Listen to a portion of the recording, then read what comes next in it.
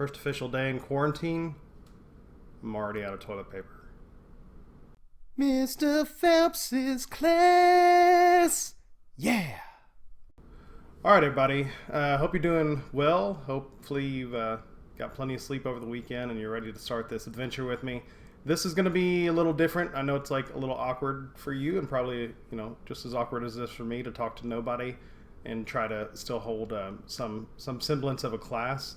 So, but we'll get through it together, So one of the ways that I thought that I would do this was to, especially on days that are potentially difficult, I was going to post a video just like this and kind of walk you through a couple things.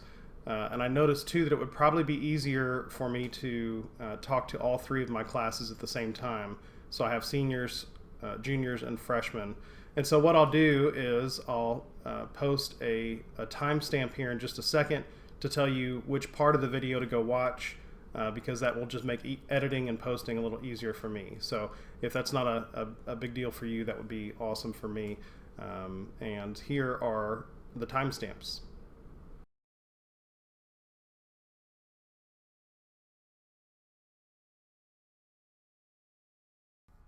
Seniors. I've written everything down. I'll also post that into OneNote, but everything that I want you to do, excuse me, but I'll be reading and then posting the same thing, again, just so I don't forget anything. All right, so today and tomorrow are both work days on your assignment 4. We talked about this in class. So spend your time today for class working on assignment 4. Spend about an hour on it. When you finish with today's work, please click on today's chat room in Microsoft Teams right here and post your favorite school-appropriate dad joke. This joke can only be posted after you've completed an appropriate amount of work on your project for the day. This is an honor system, so be honest, and I'm serious about that. I want to know that I can, trust that you have done an appropriate amount of work for today's assignment. So once you post that dad joke, you'll receive 100 participation points for posting your joke in the correct place, meaning in the chat room with today's date on it. And there's going to be a 5-point extra credit for any joke that makes me laugh the hardest. And like you all know, I don't have a sense of humor, so give it your best shot. Thanks, everybody, and please let me know if you have any questions. I'll be on email until about 4 p.m. today, and I'll post something very similar tomorrow. So please let me know if you have any questions. See ya. Juniors.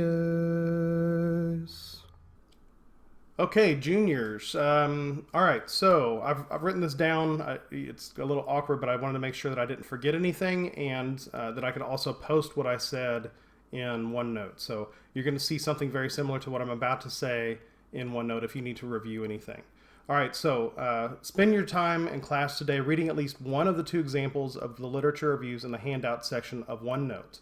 They're the last 2 examples in that handout section. Remember that both literature reviews start on page 4 of the document, so you don't need to read the whole thing. Just read the literature reviews. Your goal will be to create a literature review rough draft of your topic by this Friday. In order to do this, you should come up with a plan.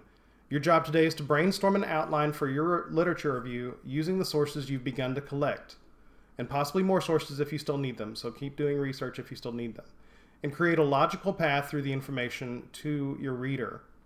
Remember that a good literature review is sort of like a long introduction. If you're trying to teach your reader about the existing research that has already been done about your topic in order to get your reader to understand how your research questions are the next logical step in that field. That means you want to get them from point A to point Z without losing them and without also making things too obvious or too complicated.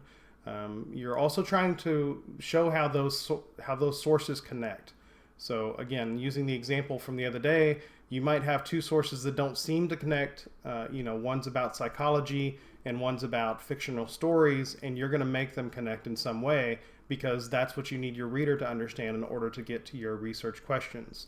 And so that's your job to think about, what do I need my reader to understand so that we can have that conversation and so that we can have that research make sense for them. And so that means that you're going to have to decide where to begin. You don't want to start in a place that's too simple, like I said, and you don't want to start in a place that's too complicated. So for example, somebody's doing multiverses, which is the concept of infinite universes. And so you wouldn't want to start with like trying to explain to your reader that, the Earth is in the solar system, and the solar system's in a galaxy, and the galaxy is in the local group, and the local group is in the universe. That's all very like basic astronomy, and it's not always necessary to understand what somebody's talking about in order to understand multiverses. And at the same time, you wouldn't want to start with something like string theory or chaos theory and go straight into this, big complicated thing because you have learned a little bit more about it than your reader probably has. You have to start somewhere reasonable to expect that a common reader would know where to begin, and then head from there in order to get them to your research questions. So remember to think of your literature review as if you're writing down the conversations of experts related to your field of study. You will use the literature review to show connections between two or more sources, or to explain a source's importance, especially as it relates to your own research. After reading one of the literature reviews, your assignment for Monday and Tuesday is to complete a rough outline of your literature review that includes the order of the research you plan to include and your notes about how the research connects to each other or how it will help you lead your reader to more research questions. After you read one of the literature reviews, click on the chat room in Microsoft Teams with today's date and post the funniest school-appropriate meme that you can find. Only do this after you've read. Be honest, and I take that seriously. So make sure you read at least one of the literature reviews and then post this for your 100 participation points for today's assignment. The person who has the funniest meme will earn an additional 5 bonus points to be judged by me and me solely.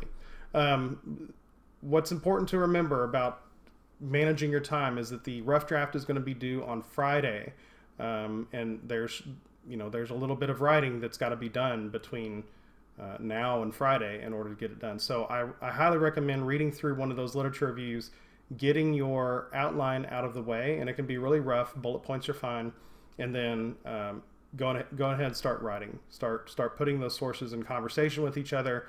Start making sure that they are lined up in a logical way for a reader who's maybe not as familiar with the situation as you are with that, to get them to the research questions.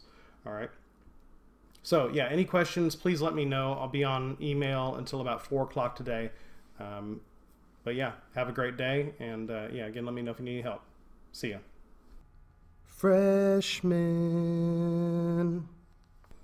All right, freshmen. Today, I'm going to be reading this just to make sure that I say everything I need to say. So if I'm not looking at the camera, that's why. I'll also post most of what I'm going to say here in OneNote so you can go back and refer to it if you need any help.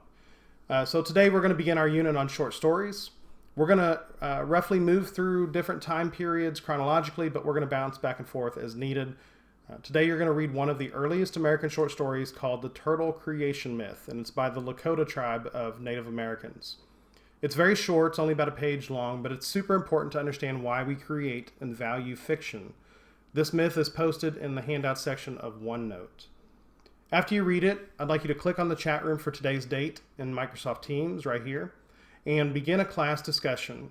I want you to answer 2 prompts. First, do you think fictional stories are important? Explain why or why not.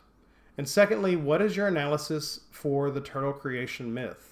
What does it say about the people who wrote it? After you finish your own post, please reply to at least one other person's post with a thoughtful response. And by this, I mean try to engage into an actual conversation and avoid posting simple replies such as, I agree. I will close the conversation tomorrow at 8 a.m., so please remember to follow the expectations of the class discussions like we talked about in class. That means stay on topic, basically. So thanks to everybody. If you have any questions, please let me know. And I'll be around on email until about 4 p.m. today. Mr. Phelps's class! Yeah!